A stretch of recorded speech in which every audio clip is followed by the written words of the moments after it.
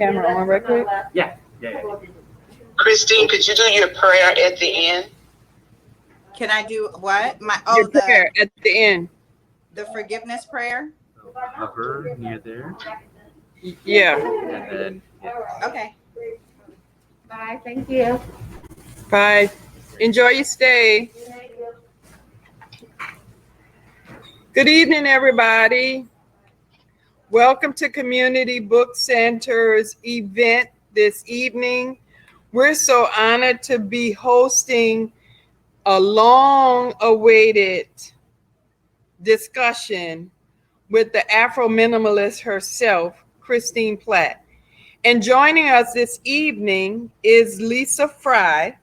Lisa's the author of Be Good to Your Money, The Guide to Living Like a Millionaire on $25,000 or Less, and Be Good to God's Money, The Guide to Assessing the Spirit of Wealth. And a little bit about Lisa.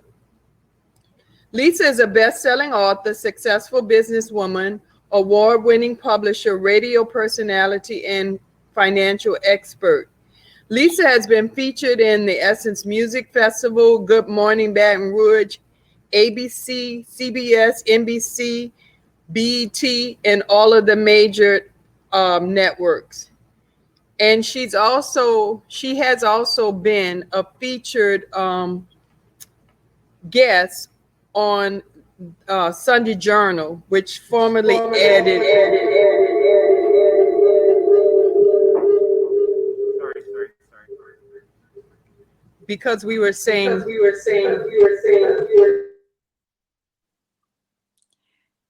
Hi, y'all. We are having just a few technical difficulties right now. I hope you all can hear me. I am Christine, the Afrominimalist, and this storm that is passing through is wreaking havoc on so many of our internets and computers right now. So we are going to just jump in and get started. Lisa will be able to join us as soon as they are able to get technology working on their end again. I can't hear you.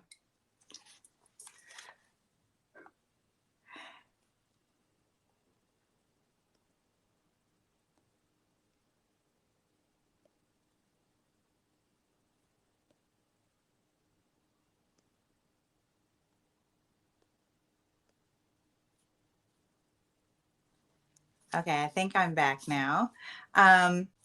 So we're just going to go ahead and get started and jump into the discussion.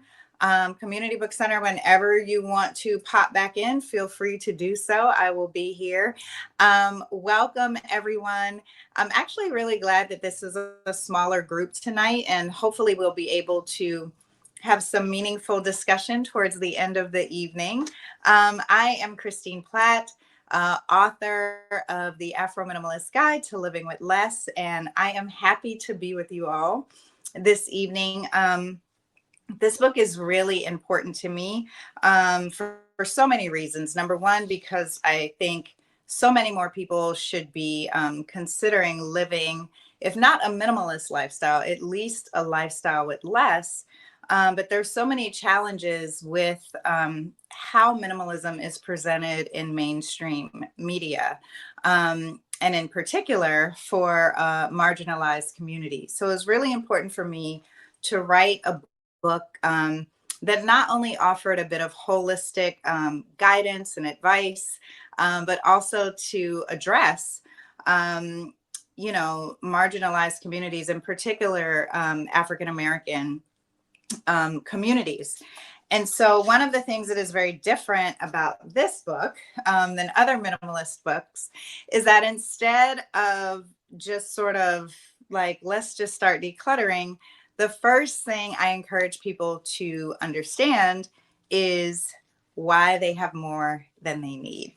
And it's so funny because so many people have shared with me that the principles, part one, understanding why you have more than you need and why it's so hard to let go, is actually their favorite section of the book, because these are things that no one ever talks about, right? It's just all of a sudden you magically had all of this stuff, and that's just not how this goes, right?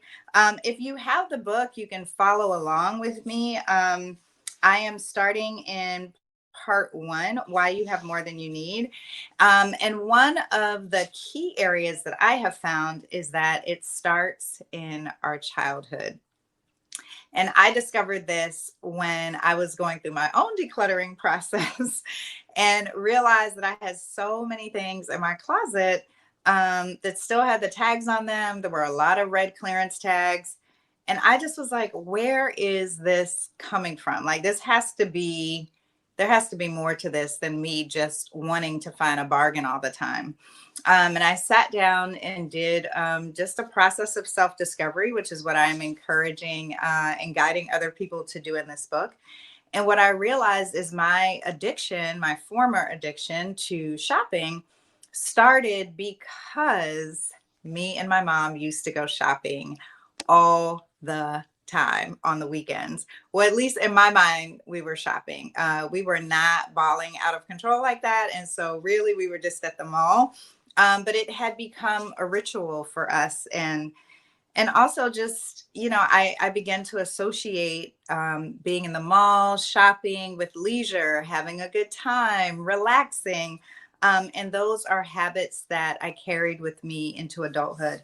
And I tell people all the time, you have to think all the way back and look at those situations through your childlike eyes. If you experienced food scarcity, chances are likely that you'll be more into having more things in your pantry than you need.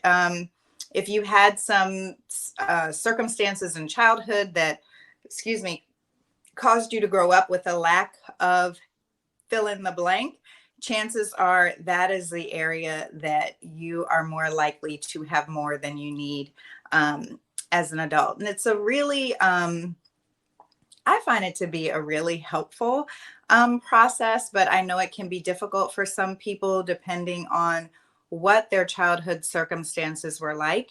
And so I have friends that are doing this work together. I have family members that are doing this work together. So if you find it extremely challenging or uncomfortable, consider working with someone to help you talk through just those early stages of where your habits might have formed. Another really big area is, let me switch here. We want to keep up, right? And I think growing up, many of us thought about, we want to keep up as keeping up with the Joneses, right? But it's a form of conspicuous consumption. It's a way for us to, buy things because of their actual value or their perceived value, in the hopes that it'll make people value us in a different light. And conspicuous consumption is especially challenging for marginalized communities. And I'm going to read one of my favorite passages here regarding that.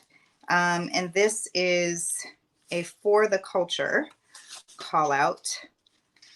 Give me 1 second here. Okay, and if you have the book, I am on page 80.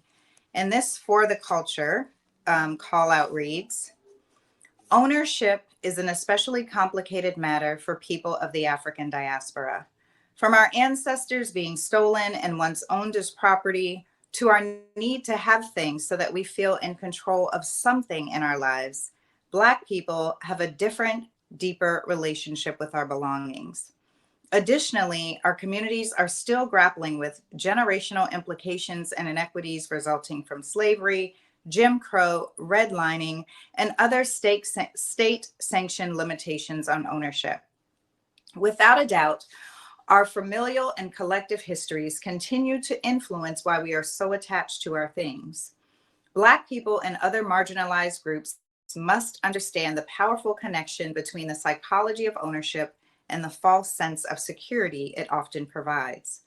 Our desire to seek comfort in things is heightened when we live in a society where we constantly feel unsafe, at risk. Take special note of areas in your life where your attachments to and unwillingness to let go of certain things may be rooted less in the culture of consumerism and more in the culture of white supremacy.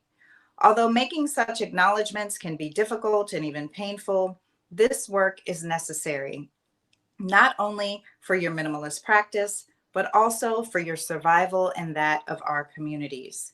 If our resources are used to purchase things for comfort instead of building generational wealth, we run the risk of not only remaining victims of systemic oppression, but even worse, contributing to it.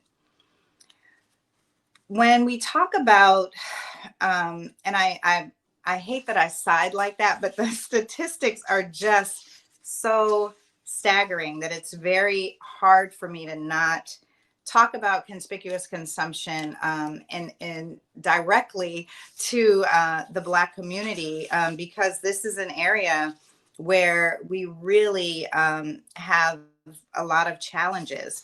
If you have the book with you, you can turn to page 58 and 59. And I have some statistics there because, again, I think this is so important. Conspicuous consumption is an especially important consideration for Black Americans and other marginalized communities. From designer clothing to expensive sneakers and luxury cars, displaying wealth or perceived wealth is very much a part of our culture. A recent Morning Consult survey found that 50% of Black consumers said they trust celebrities and athletes to give them good advice on brands, while 44% said the same of some influencers. Let's face it, many people in the Black community allow others to dictate what we buy. We feel a sense of belonging and self-worth because we have the same things as people we admire. It's so important, I think, not only for Black people to read these call outs and people from other marginalized groups, but all people should read this, because when you look at the statistics of how we are one of the largest class of consumers, yet lowest income earners, when you look at, this statistic that the average Black family would need 228 years to build the wealth of a white family today. There are statistics in here about Tulsa and how $1 used to circulate in the Black community for almost a year or over a year. And now it leaves our community within 6 minutes. Like, these are staggering statistics. And you realize that not only do we have an individual responsibility, but we also have a collective responsibility. And for a lot of marginalized groups and immigrant groups, conspicuous consumption also leads into the next piece, which is the pressures of cultural expectations, right? There are just so many reasons why we have more than we need, which is why it's so important to understand that before we jump right in to letting go. Did you want to jump in? Yeah, Lisa wanted to jump in. Lisa? Can you hear me? Yes. Okay. What I wanted to do, I wanted to go back to your conversation about the childhood. Because one of the things that I found out, even dealing with finance, is if the individual doesn't understand why they are doing these things, and you talk about the why throughout your entire book.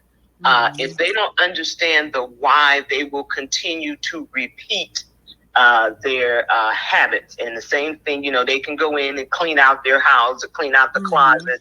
And if they have not done that self-discovery or self-conversation, which, by the way, I love the questions that you have included in your book, they will clean out their closets and they will go back and reload them, sometimes put more than they had before.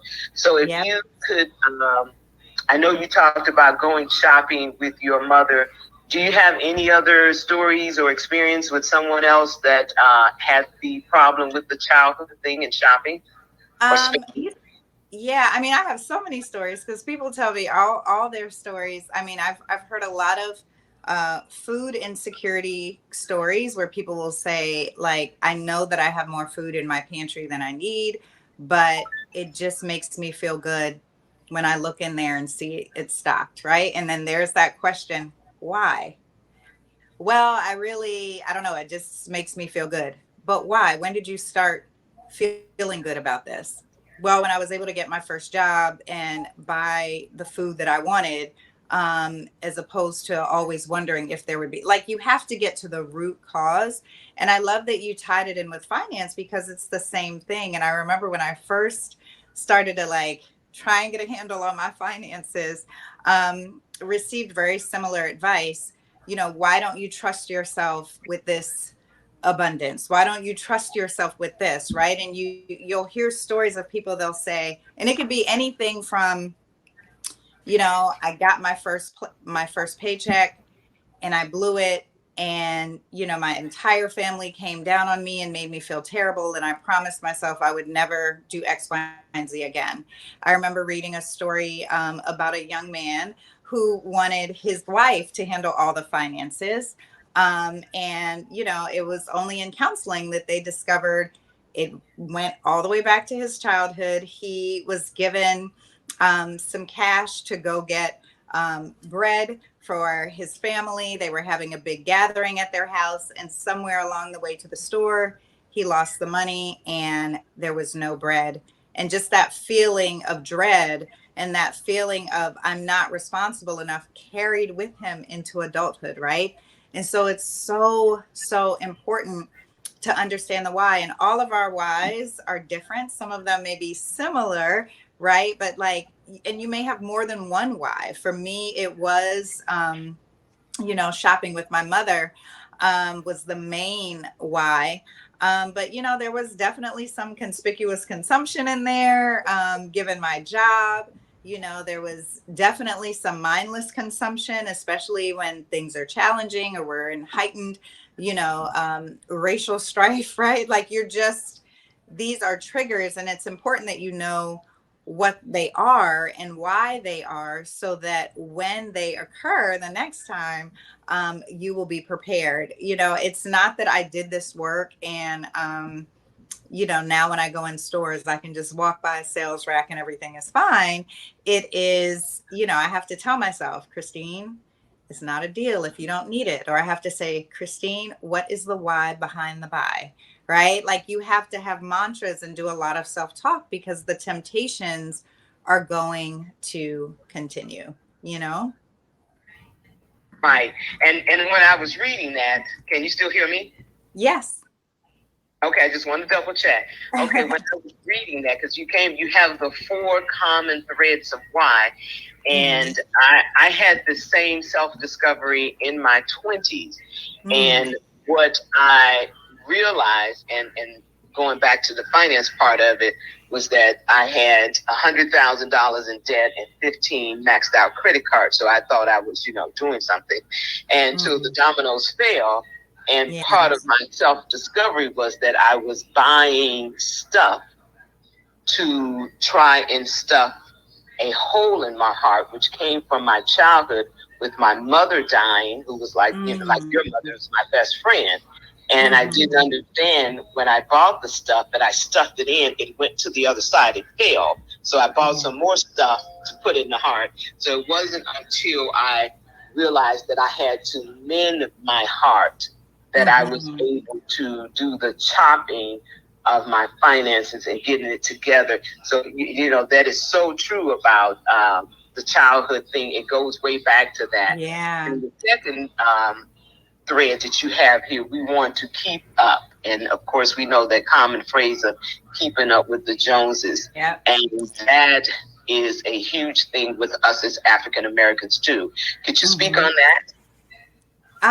Yeah, I think you got cut off when we were speaking on that. Okay. You know, yeah, no, it's okay. You know, keeping up with the Joneses is, you know, the modern day form of conspicuous consumption. And I shared, actually read a little bit, from that area. What page was that? 58, 59, that just gives some statistics, right? And it's also one of the reasons why I did the For the Culture call outs, because culture is such a big part of our consumerism, like more than any other demographic. Culture is a big part of our consumerism. And the thing is, marketing executives and brands and companies, they are fully aware of this, and they target Black consumers at a very heightened rate than other demographics. I don't know if you want to. We talked a little bit about mindless consumption, but I think it's almost, since we're on this topic of the psychology of ownership, I think it's very important to talk about why it's so hard to let go, right? So that's the thing. So once you find out why you have more than you need, then you ask yourself, like, why is it so hard for me to let go of some of these things? What was it like for you, I should ask, when you were in your 20s and you had all this stuff? Like, why did you realize then why you had formed attachments to things, or was that like later on in your journey? Okay, God is still working on me on that one. I still have the problem with the stuff, but it is not a problem to the point of debt anymore. Yeah. So that was, whereas you went through and you did like entire sweep. For me, it was the finances that I had to get corrected. But speaking on that, and it really is hard for me to get rid of things. And I'll add this in here because I had two different lessons on that as a child. My mother was the person that would give stuff away. She didn't mind helping people, and I don't mind helping people. But my dad on the other side was, are you going to take care of what I give you? And so I was always stuck whenever I gave something away. I was always careful about whom I gave it to, because would they take care of it? And I know when I moved from Chicago to here, of course, I did need coats and boots and all of that stuff then. And of course, back then with all the consumption, I had every reptile there was. And so when I gave my boots to someone, are they going to take care of my lizard boots? Yeah. So I'm still stuck there. God is working with me on that. It's tough. Yeah. I mean, attachments are really, really hard, which is why I feel like it's so important that people understand also the why behind their attachments to things, right? And I share this in the book. We have to understand first why we were motivated to purchase certain things, and that's part of the why. But when we become attached to them, first, actually, let me tell you how quickly attachments form, because I think that was like the scariest thing for me. And it really did change just sort of my habits and behaviors when I go into stores. So attachments form as quickly as on sight and also really on touch, right? So we walk in a store and we see something and we're like, oh, that's cute, right? And so we walk over there and then we touch it. And this is the problem. The minute we touch something, we develop feelings of partial ownership, right? Like, oh, I could use this top. I mean, I know I didn't come in here for a top, but I could use this top. Then, heaven forbid, someone else starts circling around the rack. Then you're like, does she want this top? I need this top, right? You start to develop feelings of wanting to have full ownership. And as adults, we have the power to go ahead and buy the thing, right? And so I have learned to not be going around touching a whole lot of stuff like I used to do. But yeah. And see, that's why online shopping doesn't work for me, because I have the same problem. I like the idea of going shopping and touching, feeling, trying on stuff. So online shopping, thank God it doesn't work for me, because during the lockdown, that could have been a problem. Yeah, I mean, the online shopping. I understand that. Yeah, the online shopping for me really falls into mindless consumerism. So I'll find myself when I'm like scrolling on Instagram or scrolling on something, and I'll be like, oh, that's cute. Or they'll get you with the titles, because I don't know what this algorithm is, but they know everything that you're talking about and everything that you think about. Right. And I'll get 20 minimalist, kitchen items that you need, right? And I'll be like, oh, let me click on that right quick. And then I'll click on that and I'll see something that is and I'm like, wait, stop. What are you doing? So it's more for me, the mindless consumption really happens with the scrolling. And then when I'm in the stores, I just have to be very careful not to touch anything. And I have to have my mantras ready near the sales rack. But so many people, they get attached to things because they feel that it represents a part of their self-identity. There's nostalgia. There are things that make us feel grounded and rooted in our space. There are so many reasons why we form these attachments, and we have to think of them almost as these invisible bonds between us and our things. And this idea that if we let this thing go, that we're going to lose the feeling or comfort or the self-identity that it brings us. That's what makes the attachment so hard to break, right? And so it's really important to understand, like I said earlier, that our things give us a false sense of security. That's something I always have to remind myself. Yes, this feels good and it's comfortable, but this is a false sense of security because our things can be taken from us at any time, Right. And do you think that some of our mindless consumption also and identity thing has to do with other people? You talked about, making it being, successful, and we buy these things, the luxury cars, the high-end clothes, because that's what we think people want to see us looking like, or we think that's the image that we should have. So do you think that we do a lot of this for other people? I mean, yeah, but I think with the attachments, the other people aren't around with the attachments piece, right? And so, yes, we may buy the thing because, it's an extension of our childhood, or we're trying to keep up with the Joneses, or it was mindless consumption. But the thing is, however we get it, whether we buy it, whether it's gifted to us, whatever, when we take on full ownership, then we feel responsible for it. So this is also why, when it comes to gifts and things, I say no a lot, to the point where people they just text me and say, do you think you'll like this? I found this for you, right? Because I'm so quick to saying no, because I know once I bring it in the house, I'm going to feel responsible for it. Oh, I hate this top, but this is the top that's so-and-so got for me. How will they feel if they come in my house and ask? And you know what I mean?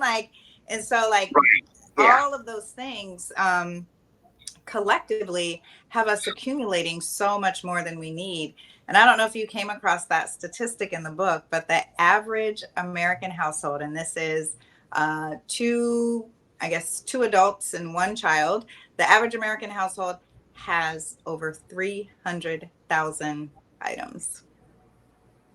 Ouch. Yeah. I can believe that. I saw that. Yeah, items. I can believe, but that number is huge. Yeah. And that made me also think about the storage unit. I don't know about where you live, but here we have an excessive amount of storage units. And, and talking about the ownership of it, a lot of the people don't want to get rid of it. So they move it out of their house and they put it in a storage unit, which they are spending $200 a month to have the storage unit. And when you ask them what's in the unit, most people can't even tell you. Yeah. Because that's the thing. When we have attachments to stuff, sometimes it's just knowing that it's still in our possession, whether it's in the basement or if it's in the, or if it's in the storage unit, right? I actually love that you brought up storage units because, it's a trap, y'all. Don't do it. If locally, I feel like you have a better chance of going back to your things. Out of state, the chances of you going back are really, really slim. And I will tell you, as I shared in the book, that I have a storage unit in Florida, that I have had since law school. I was not a minimalist at the time, and I wanted to keep everything, even though I was moving cross country. My daughter was a toddler, and we had this couch that had this little matching recliner. It was so cute, y'all. I can still see it in my head to this day. And I put all that stuff in there with all my books and everything, and trucked up here to DC. And I have not been back to that storage unit. And my toddler is getting ready to go off to college, y'all. I can assure you, I can assure you that whatever is in that unit and the amount of money that I have paid over the past several years on rent, because that's the thing, right? They'll be like, you keeping your storage unit? You're like, well, what am I supposed to do? Of course, I got to keep it. I got to keep paying. And, again, life circumstances. So that storage unit was like my last little bit of stuff that I needed to let go of. I had some of my college classmates who were going to help me unpack it. And then COVID hit. So I had to pay for a whole nother year, y'all. So it's just like you have to really think about what is it, and a lot of times we hold on to stuff and we put stuff in storage for future use, which is an aspect of hoarding, right? It may not be as extreme as what you see on TV, but it is an aspect of hoarding. And so I'm like, why do you want to keep this? Why is this so hard to let go? What is the struggle? And what I'm noticing now is, because I'm getting down to like the last few things in my home, it's really hard for me to let go of things that my mom bought for me. We just had a wonderful vacation together, and you're with your parents, and that you realize, you're like, when did we get old? And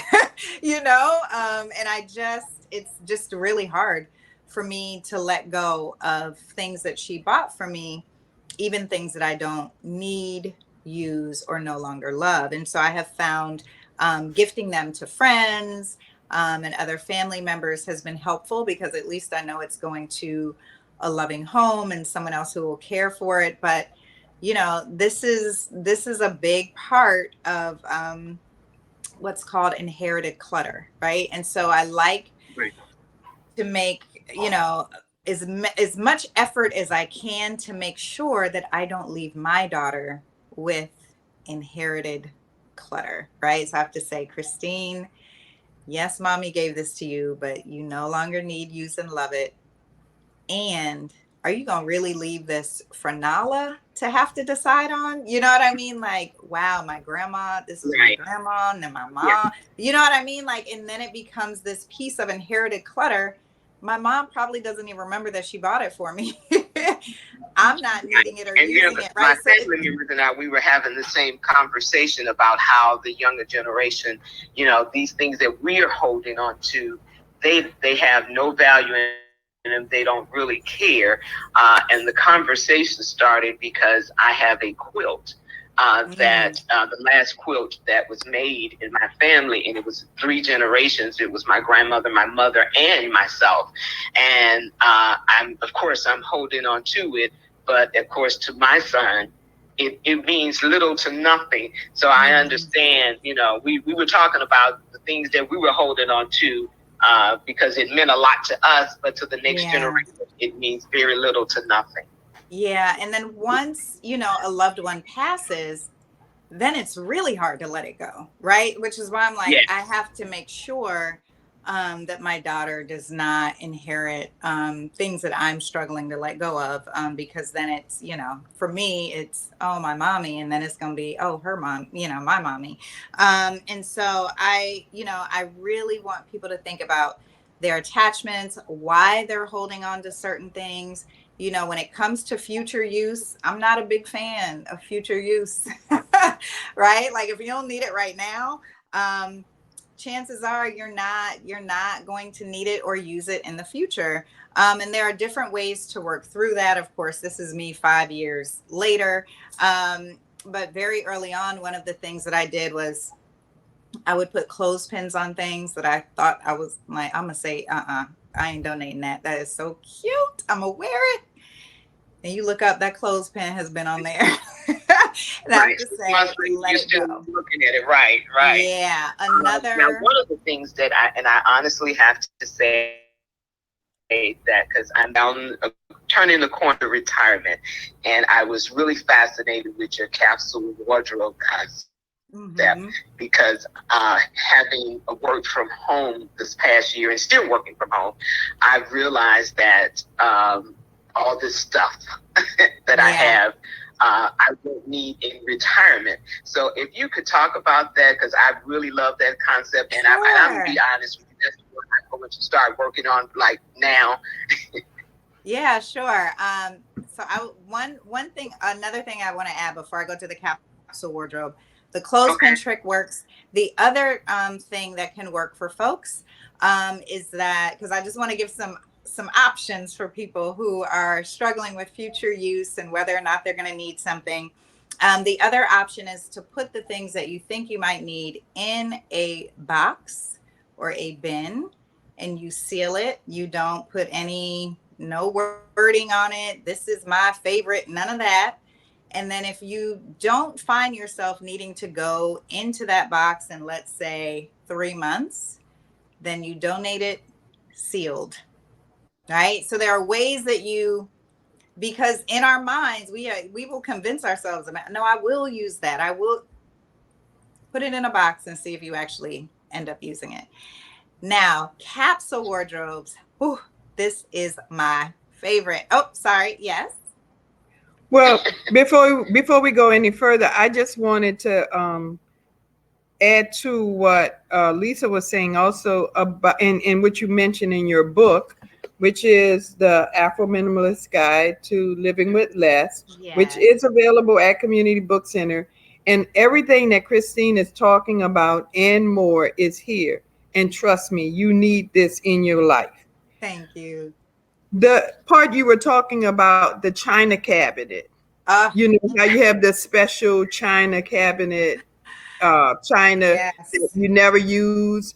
Oh, yeah. I'm coming up upon our 25th wedding anniversary, and the China that was on our registry that was donated by my favorite fifth grade teacher, Mrs. Mark, is sitting in there, and I don't know if I've eaten off of it 5 times Girl, if you in don't the go eat 20 off that China, in why the would you? 25 years. Well, I am. We're going to have a Good. big dinner party, and we're going to eat off of it, and that's going to be our regular everyday I dishes love from it. now on. But the other thing is, Lisa was saying about the quilt. Lisa, also, maybe you may want to just start using the quilt as opposed to it being an heirloom or something. Let enjoy the warmth of it and appreciate it now, while you have it. And I Yeah. just think before we leave, Christine, aside from buying the book, you just got to tell us how to let it go, just how to get rid of it. Please help me. Okay. So, okay. First, I'm going to talk about how to let it go. And then I'm going to talk about capsule wardrobes. I promise I'm going to talk about capsule wardrobes. So, there are a lot of different ways, y'all. And I have to be honest, none of them are going to be easy depending on the amount of things that you have, right? Which is why I came up with this 4-step approach that is more holistic, right? So normally what we see on TV, people go in there, they pull everything out, within an hour, the whole house is tidy and we're good to go, right? That is unrealistic, okay? It's going to take time, and it should take time. It's taking you time to accumulate these things, right? So this idea that it needs to be done in a weekend, which is what I thought, I don't even know why I thought that. But it's just not true. It's not, I don't want to say it's not possible, because many things are possible, but if you do it, kudos to you, and good luck with that, because it is going to be a challenge.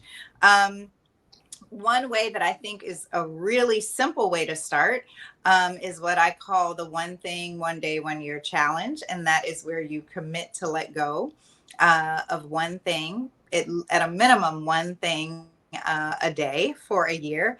And at the end of the year, you would have let go of at least 365 things. Now, what happens is that you start in your kitchen, you like, I'm gonna let go of one mug, then you see another mug, then you see another mug, right? And so, but it takes the pressure off. If all you're able to do is let go of one mug that day, good for you, right? If you end up deciding to part with 20, great. So one thing, one day, 1 year is a very simple way to get started. Another way, like I said, is the whole box up. If you don't need to go in it, go ahead and donate it. Working room by room, working by category.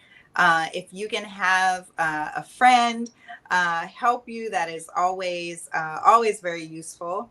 But the biggest thing is like extending yourself some grace, right? Like step one of that process is acknowledging that you have more than you need, which is where most of us start. And step two is forgive yourself, right? Because oftentimes we hold on to those feelings of guilt and shame and how did I let myself buy all this stuff and why. And it's like, you got to forgive yourself. What was done in the past is in the past, and now you are moving forward, right? And as you move through the process of letting go, I do piles. There are no maybe piles, right? Go ahead and really decide, do I need, use, and love this, or do I need to let it go?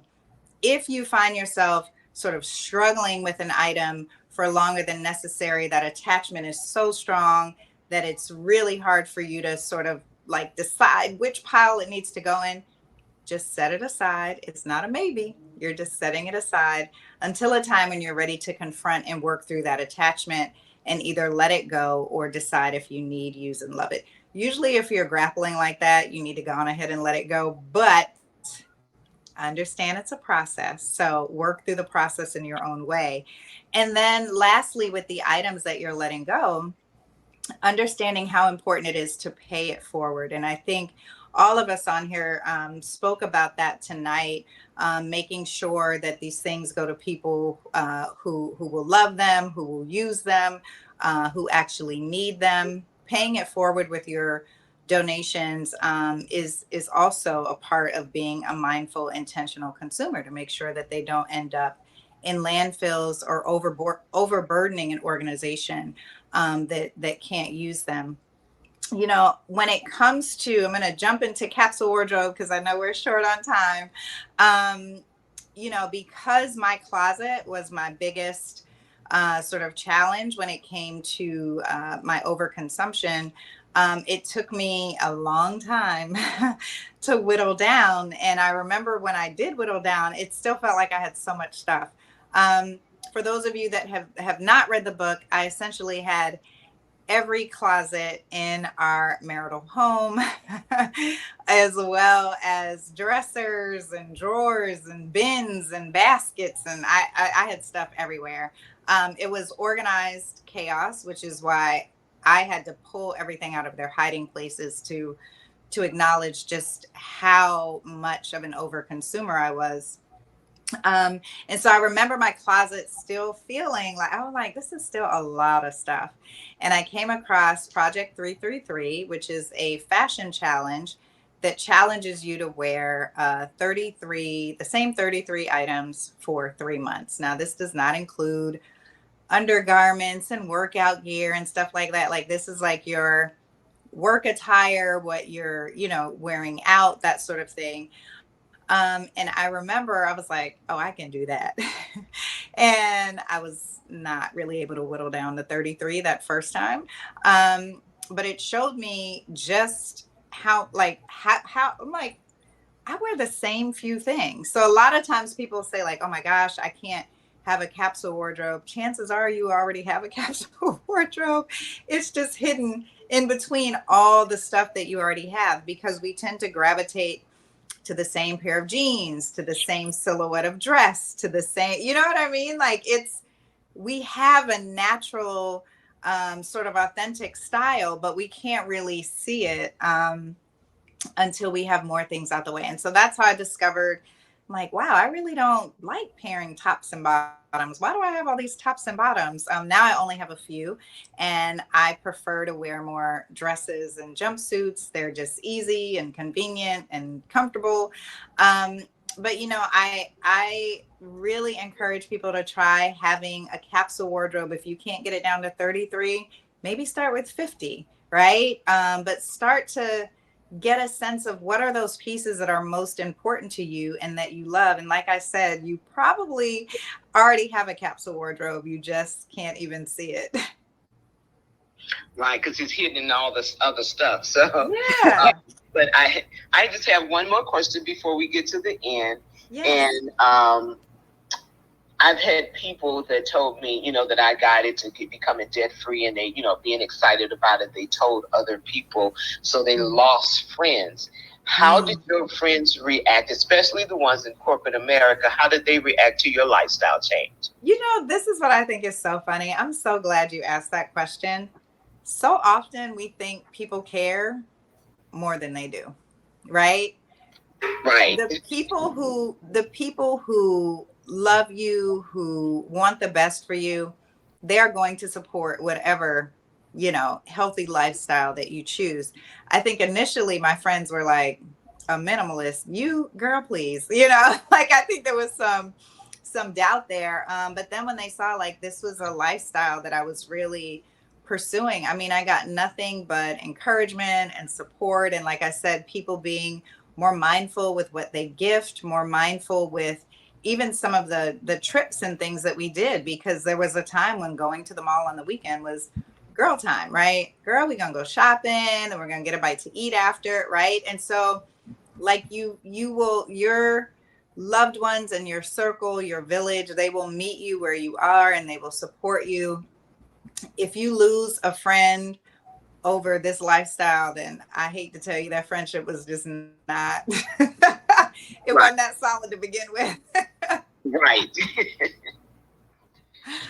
Oh, well, that's great that you have a lot of support with this, in this lifestyle. And I truly, like I say, I missed my introduction here, but I have to go back and I have to introduce you. And because this is truly a guide that's going to take you from A to Z and to find out everything you need to do. And like she said, Christine said, it's not an overnight thing. Get the book, take steps, baby steps, and do it. Even if you don't want to become the minimalist, and just getting rid of clutter, because I'm sure most of us all need to do that. So, And but wait, pause.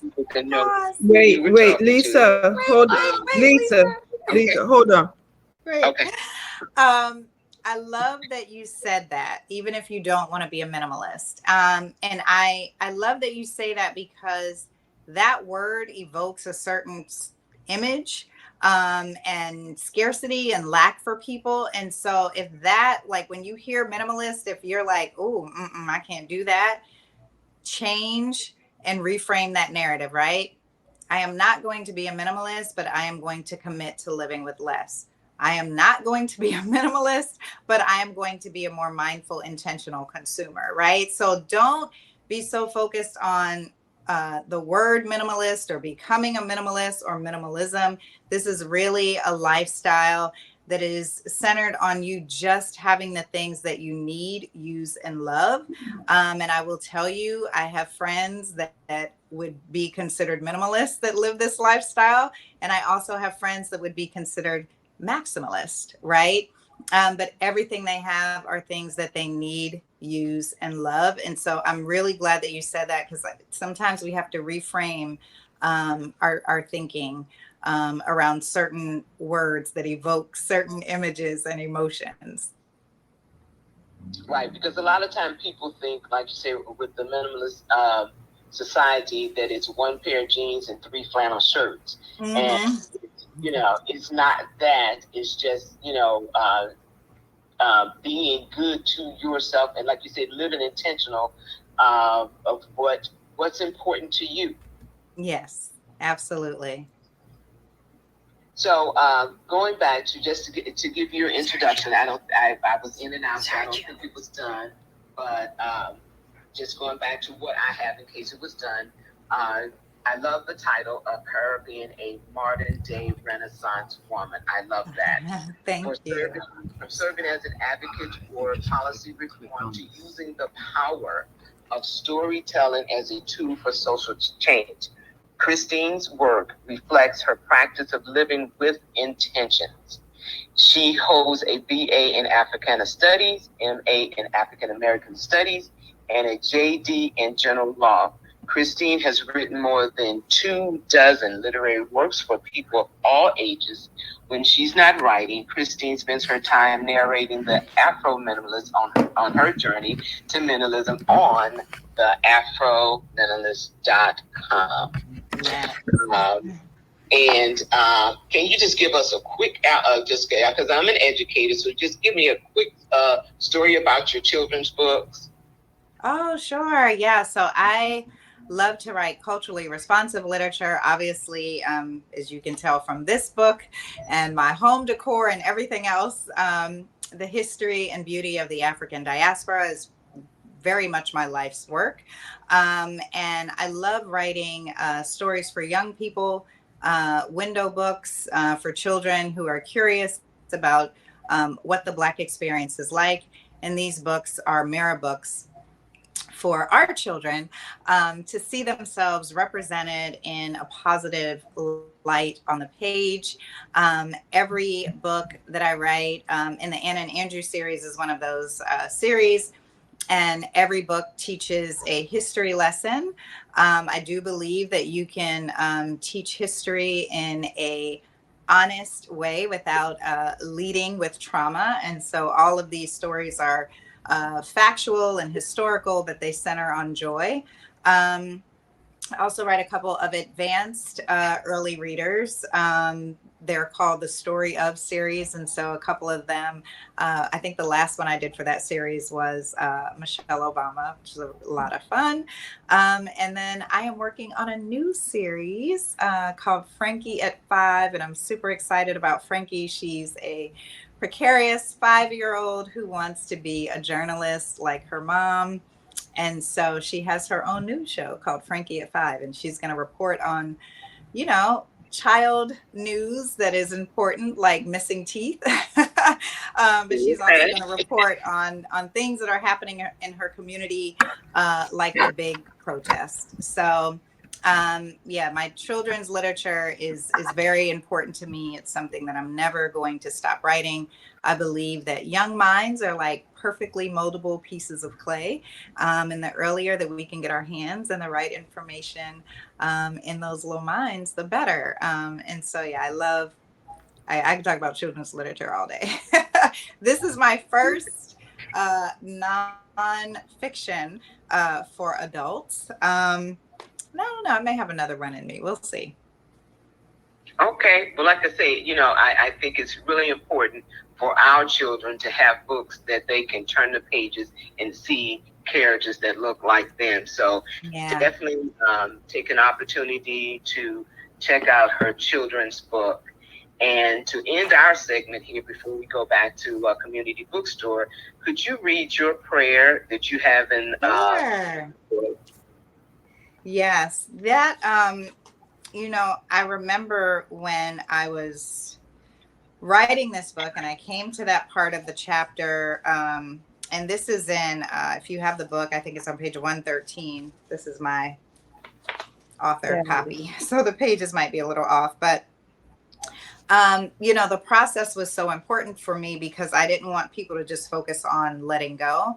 I knew that those feelings and emotions would arise, and I wanted them to understand the power of forgiveness.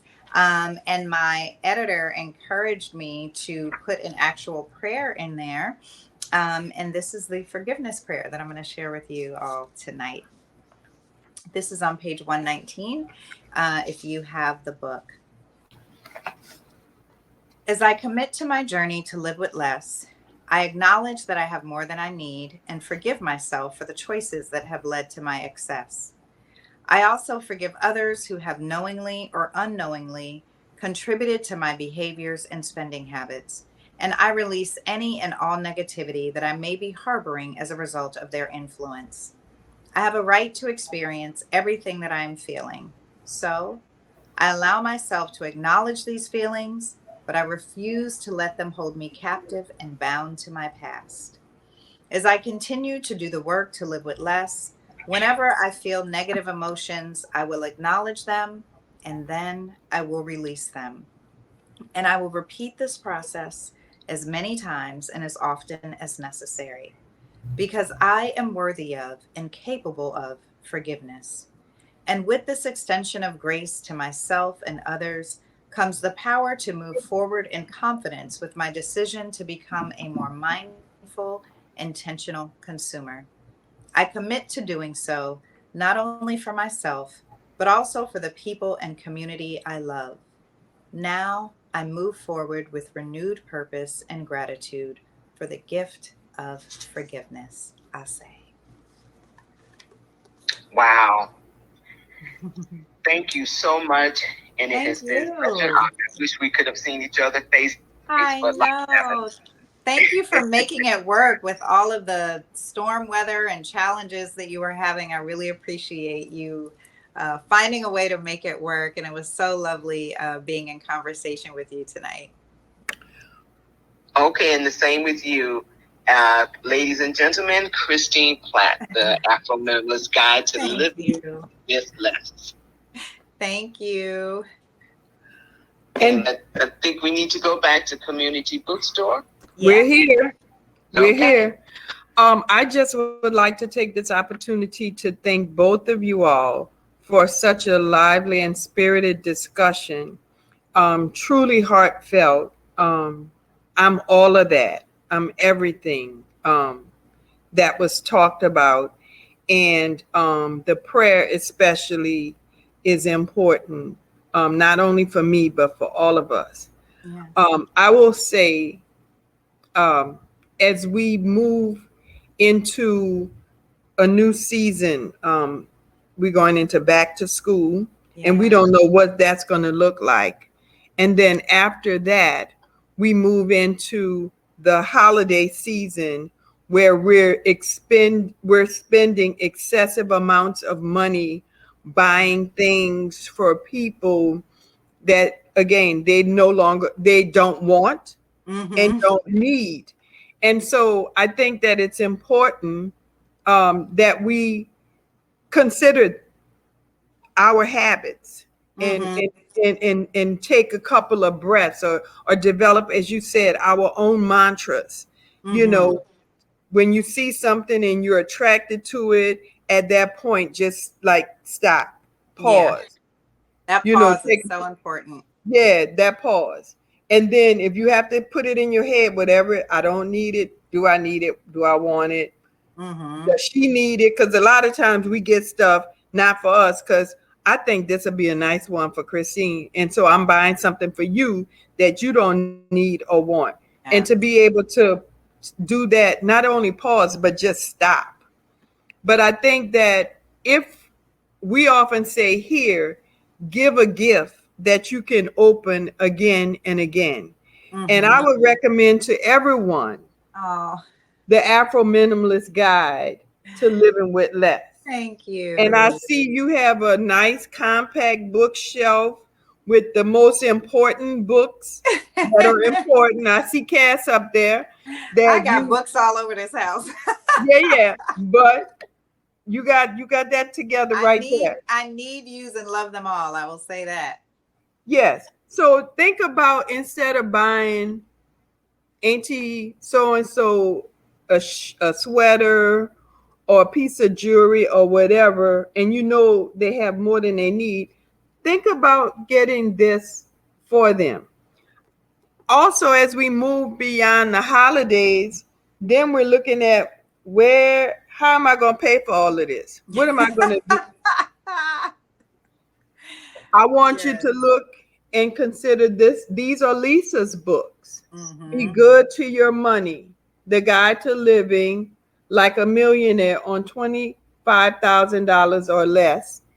And also Be Good to God's Money. So All of these books are available at Community Book Center. It's not necessary for us to go anywhere else.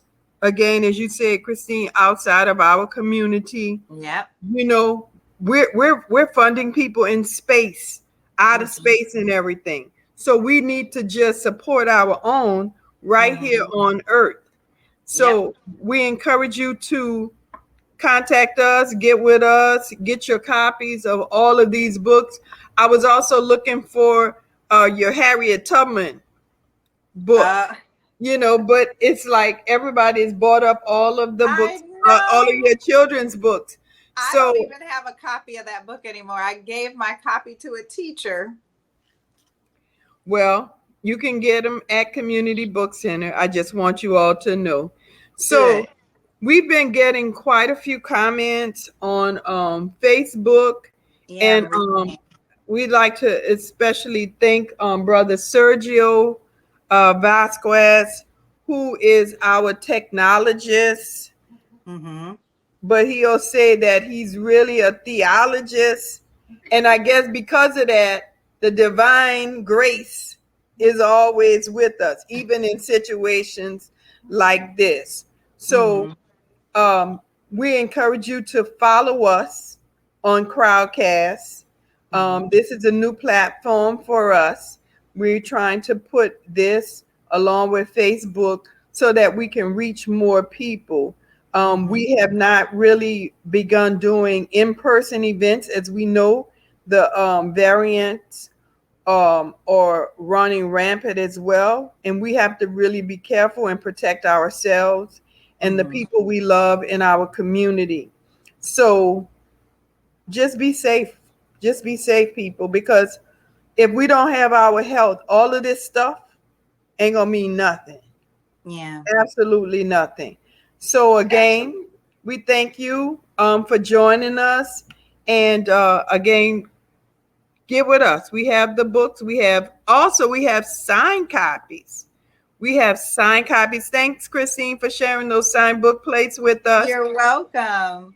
And what I'm really looking forward to, because it was such a great synergy between Lisa and Christine, is that we'll be able to support each other and maybe do this again. So I once would love people have to. let it be a book club selection. And Yes, I so would that love we'll to. come back and people will be able to share their experiences with the book and some of their successes and even their challenges, and we can help each other through this.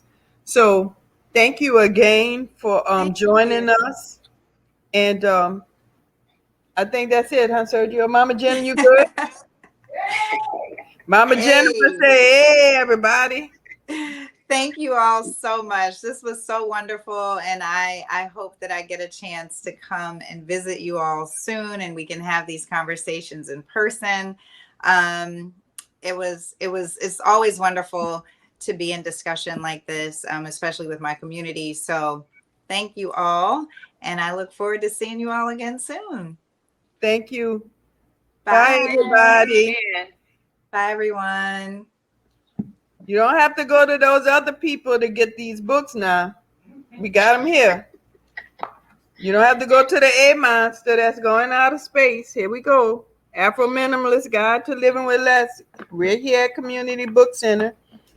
And be good to your money right here at Community Book Center. Thank you.